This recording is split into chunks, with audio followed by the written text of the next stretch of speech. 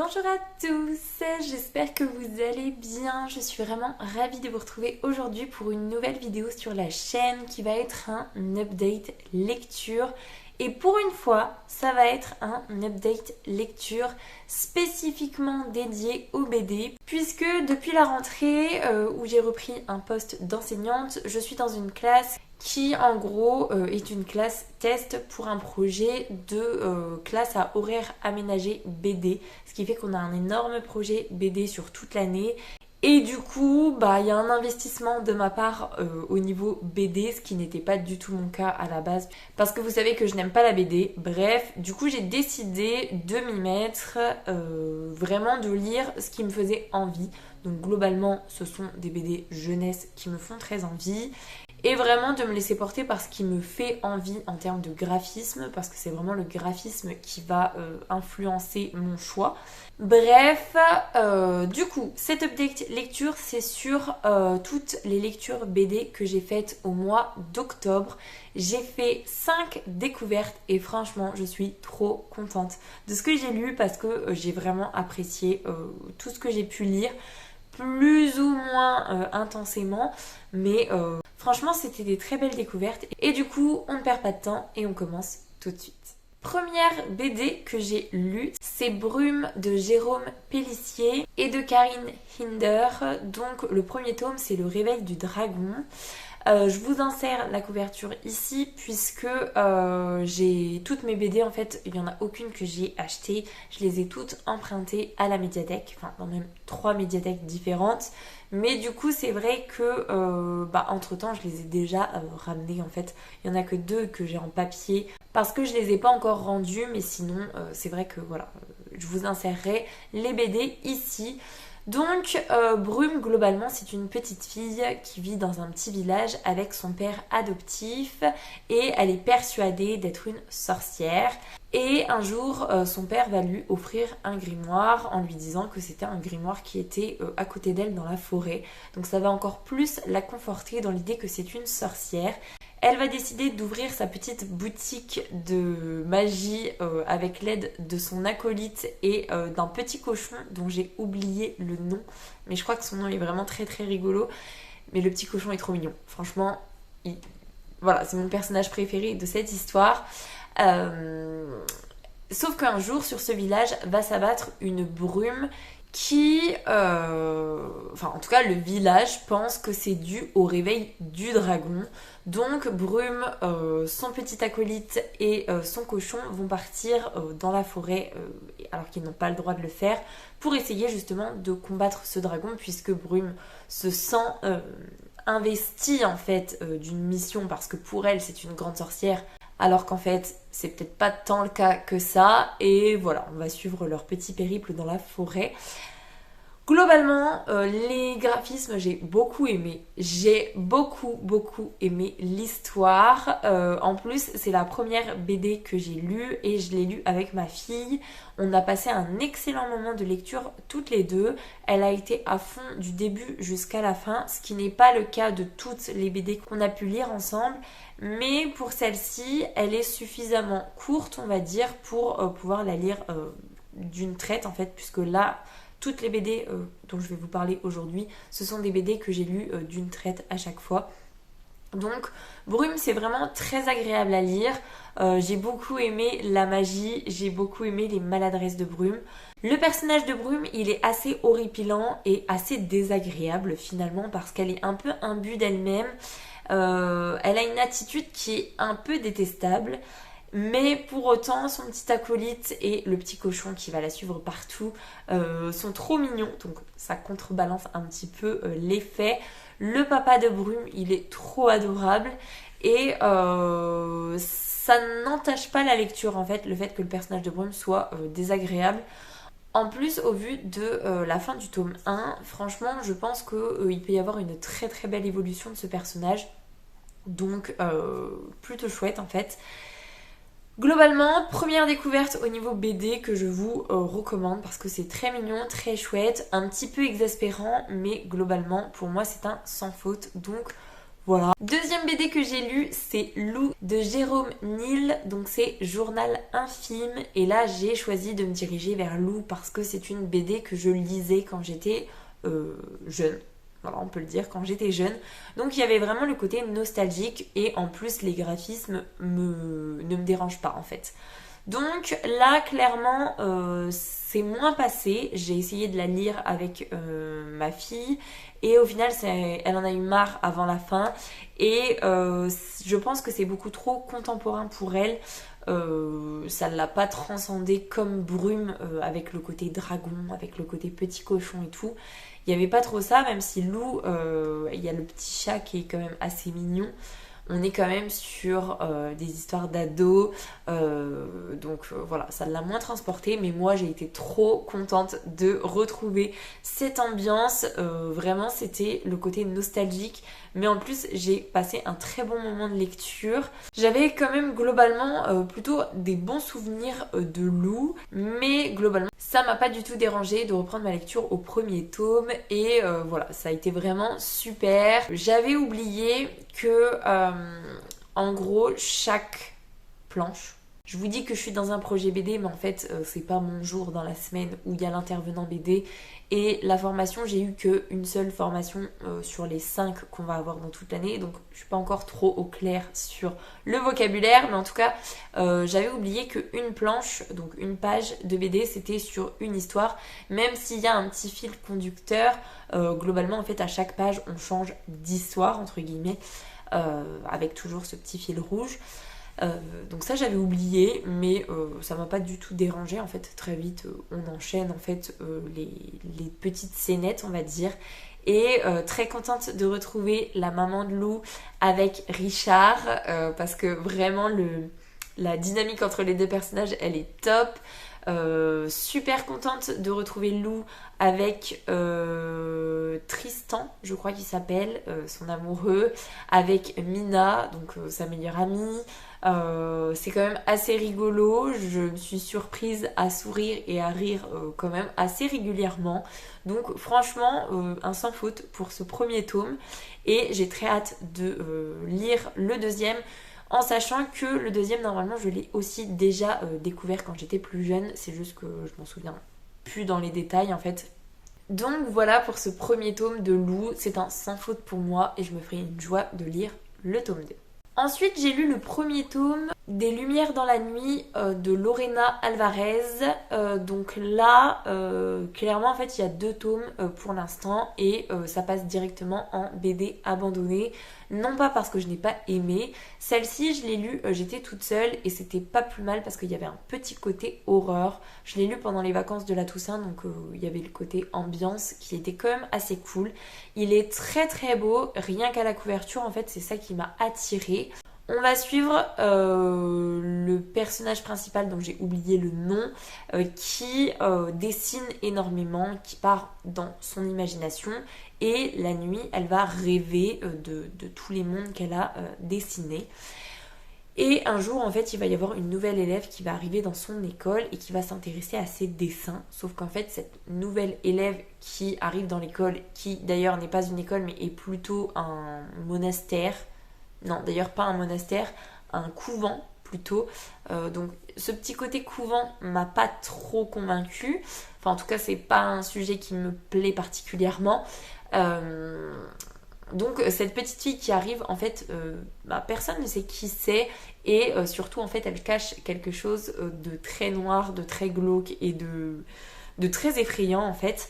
Et j'ai globalement en fait beaucoup apprécié ma lecture parce qu'il y avait le côté très féerique, très lumineux qui petit à petit se fait grignoter par cette noirceur et devenir très terne, très effrayante.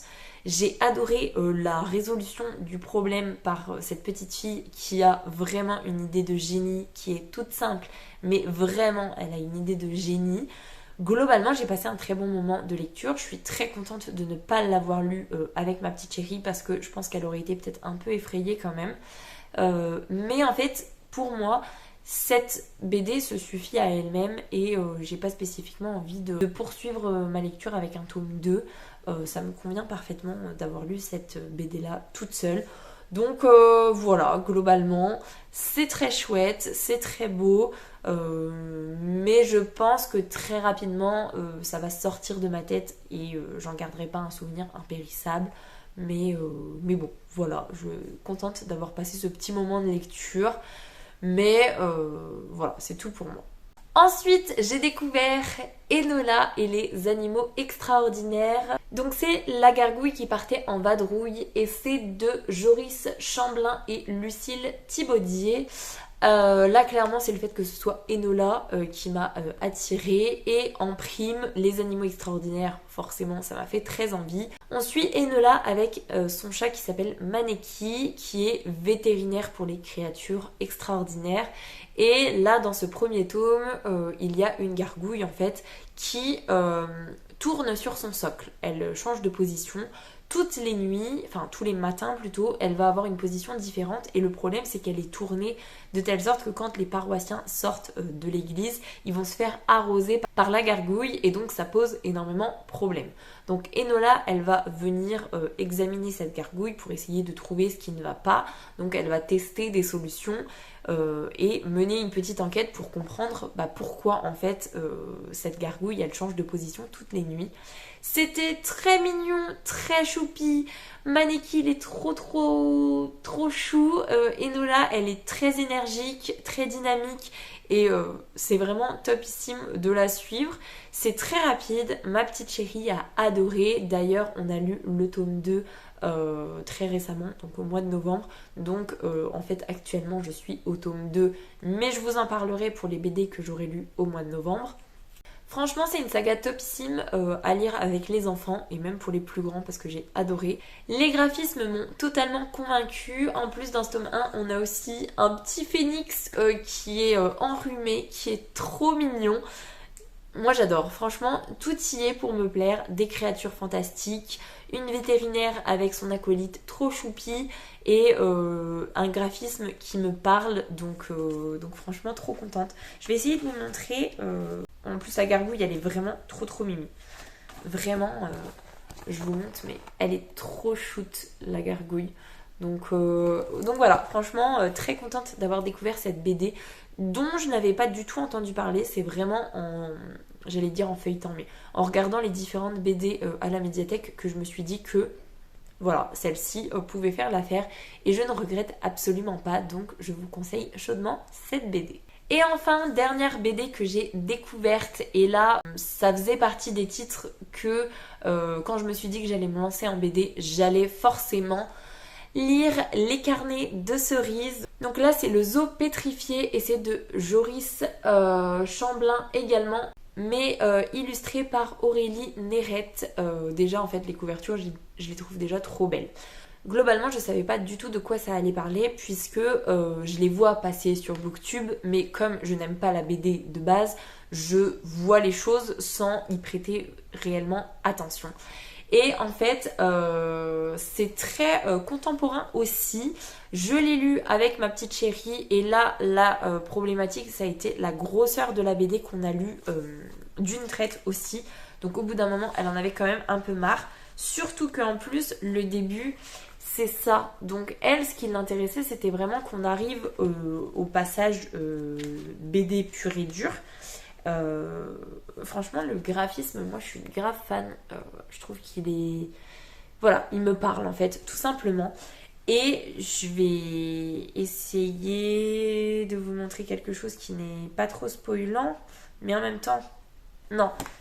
Je veux pas vous spoiler ce qui se passe, mais en gros, on suit Cerise qui veut devenir romancière. Donc ça, c'est une ébauche en fait d'un carnet, comme son nom l'indique, où elle va mener l'enquête puisque avec ses deux copines, elles ont une cabane à l'orée de la forêt et elle voit un vieux monsieur qui sort avec des seaux de peinture tous les week-ends de cette forêt et elle se demande pourquoi il sort de la forêt avec de la peinture et en prime pourquoi est-ce qu'il a un perroquet sur l'épaule.